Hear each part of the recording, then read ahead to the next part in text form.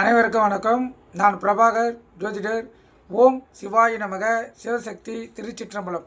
இப்போ நான் என்ன சொல்ல போகிறேன்னா, இந்த 12ஆம் இடத்தில் குரு பகவான் இருந்தால் ஒரு ஜாதகருக்கு என்ன பலன் கிடைக்கும் என்பதை சொல்கிறேன். நீங்கள் கருத்து கொண்டு பயன்படுங்க. 12ஆம் இடத்தில் குரு இருப்பது மிகவும் நல்லதாகும். ஜாதகருக்கு அமைதியான தூக்கம், ஆன்மீக தியானம் எளிதில் கைகூடும். தீர்க்க யாத்திரை பயணம் முதுமை வயதில் எளிதில் அமையும். 12இல் குரு இருந்தால் வெளிநாடு சென்று அங்கேயே தங்கி வாழ்க்கையில் அந்தஸ்தும் செல்வாக்கும் அந்த ஜாதகர் பெறுவார். காலபுருஷ தத்துப்படி மேசத்துக்கு 12ஆம் வீடான மீனம், அதேபோல் அந்த ராசி கடல் ராசியாகவும் உபய ராசியாகவும் வருகிறது.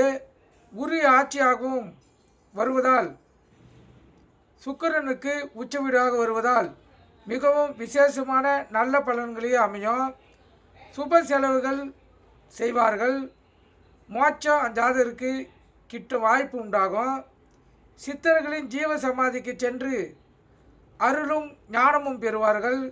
12ஆம் இடத்தில் உள்ள குரு பகவான் 5ஆம் பார்வையாக லக்னத்துக்கு 4ஆம் வீட்டை பார்ப்பதால் தாயின் ஆரோக்கியம் சிறப்பாக இருக்கும். தாயின் அன்பும் ஆசீர்வாதமும் அந்த ஜாதகருக்கு கிடைக்கும். உயர்ந்த பட்டப்படிப்பு யோகமும் ஆராய்ச்சி கல்வியும் ஜாதகருக்கு நன்றாக அமையும்.